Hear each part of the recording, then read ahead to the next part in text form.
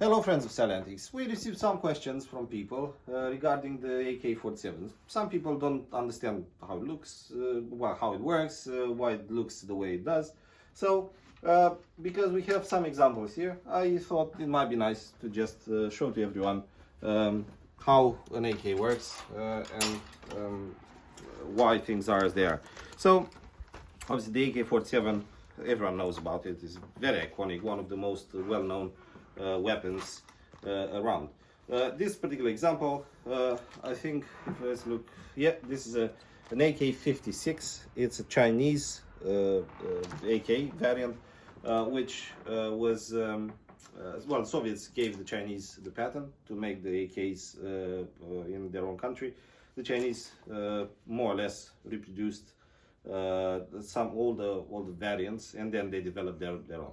But to understand, I'll show you in a minute what things are and what they do on AK-47. But I'll show you a few variants. So this one is the variant with the folding stock. It has a button on this side. You push the button, then the stock comes down like this, and now you can actually use it in a way which will give you some accurate fire. The reason for the folding stock is that paratroopers may use it, special forces, people that are in vehicles maybe and need to use the longer variant, the shorter variants. There's all sorts of variants. But basically that's what this does. So the whole point is to have an AK that is easy to store or carry, or if you go off an airplane, if you jump off an airplane, you obviously need to have something a bit more compact. This particular variant is welded. I'll show you the guts on another one. But going up, this one is actually a variant from my country, Romania. They are very specific because they have this grip. If you look at the old videos from the 1989 Romanian Revolution, you'll see the soldiers carrying this particular variant of the AK. This is called an AKM. I think is the model, let me write the label so on, is the model 1963, so the PM63. And this has a moving bolt, this example that we have.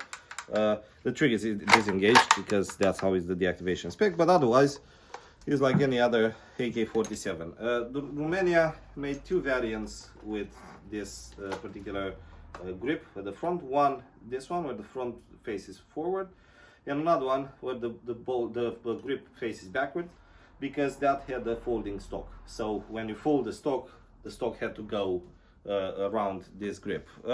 This actually is quite comfortable to hold and shoot. Of course, you can hold it like this if you want, but basically like this, you have quite nice accuracy. A lot of these were exported in countries across the world. This particular one is dated 1976. You can see it here, and it's quite iconic for the Romania of that period. Probably a lot of the troops today still use it. And then there's another Romanian AK with a bayonet. The bayonet has we just put the scabbard on top of it, but that's the original bayonet, which has this nice feature of a wire cutter. Yeah, so well, actually you have to insert it this way, I think. Yeah, and this acts like a wire cutter, so you can actually cut the wire. It goes in one position. I might be wrong, but basically the idea behind this is to give you a utility knife, a wire cutter, so you have different functions for the bayonet.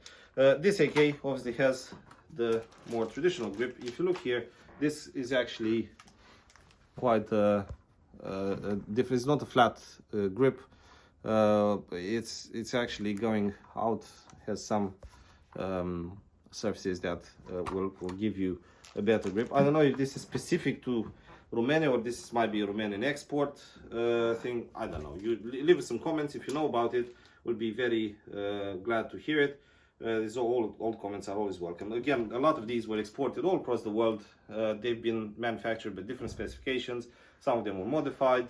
A lot of them don't have the original parts. Probably this piece of wood is a replacement, maybe even the stock might be a replacement, we don't know. So if you recognize the patterns, please let us know in the comments. We'll be happy to know, and also all the followers will be happy to read your comments. And here, all the way to the top, we have another Chinese AK with the folding stock. I left this for the last because this, I think, let's see if this is welded as well. Probably this is welded as well.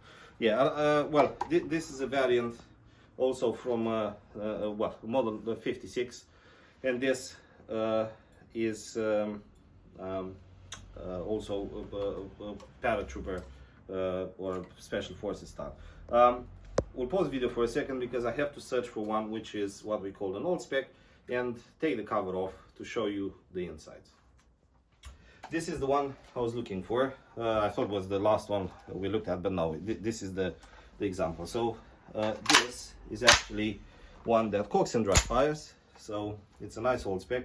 It's a 56 model, you can see it here, and I'll show you how this works. So someone actually asked, oh, is there a gun on top of the gun? I said, no, it's not a gun on top of the gun, because they seen this and they thought it's a second barrel. No, it's not. And don't laugh, because not everybody knows how these things work, and it's absolutely normal, and I'm really glad that they asked. So what I'll do now, I'll actually show everyone what this is.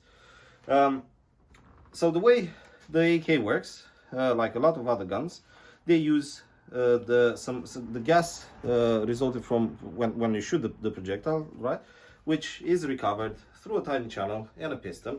The piston pushes back the receiver will reload another round, well, extracts the old round, reload another round, and goes back and keeps shooting. So as long as bullets are being launched from the barrel and gases escape through this narrow channel into the port, and you actually hold the trigger pressed, then the gun will keep cycling. This is if it's on a fully automatic, but you can have a variant where the gun is on semi-automatic. So here you actually have a fire selector.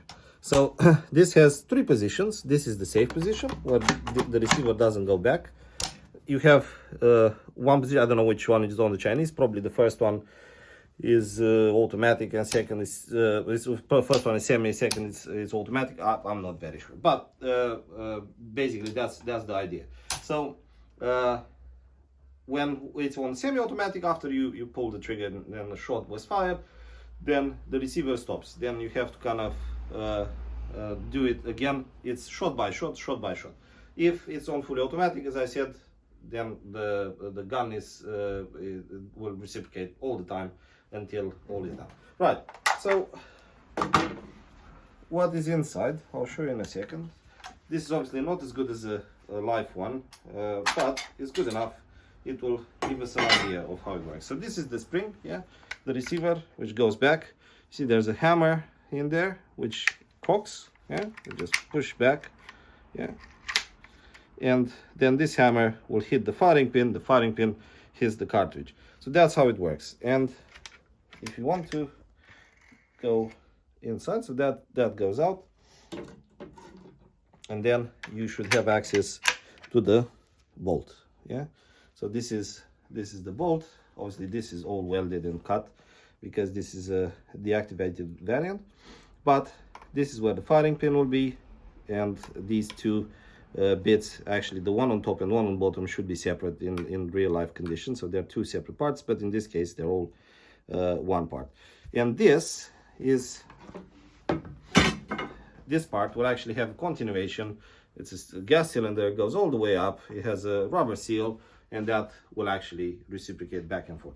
So basically this is it. This is how an AK47 works. This is where the barrel is, this is where the gas cylinder is, and obviously this is the trigger mechanism where the hammer will actually hit the firing pin and get the gun going. So pretty much this is it. These are the guts of the AK47. I'll put it back together a bit again because of how these are deactivated. It's a bit more complicated. They're not as easy to reassemble, as a normal one, but it's not very hard either. So here we go. That's it. We put it back together. In, let's say, a real life situation, this is assembly, disassembly, quite easy. Cock and fire. This is the AK47, not a gun with two barrels, but rather a gun with a gas cylinder, which works in a very simple way. Is a very smart design, which borrowed elements from various other designers before it, but I won't say Kalashnikov made a copy of the German machine guns or things like that. No, it was the tendency of the day, the trend of the day. Different designers had different ideas. Yes, some took ideas from others. They realized that, well, this is a good way to do this part and this is a good way to do another part. But overall, this is probably the most iconic and the easiest to use gun in the world. You find it on flags of some countries' flags. You find it on theaters of operation everywhere in the world. So quite interesting. You can always grab something like this. This is an old Chinese spec. We sell this for $16.95, which is not a bad price as far as I'm concerned for something like this. So if you're interested, go on the website, have a look. The other ones are way cheaper, the ones that I've presented you, because they are new spec, so they don't cook and dry fire, but they still have moving parts and they still strip down. And I think they are really nice for your collection. You can put them on the wall, show them to your friends. They're good discussion pieces and good, nice decorations for your house or for your collection if you don't have a particular value. Thank you very much, and we'll see you next time.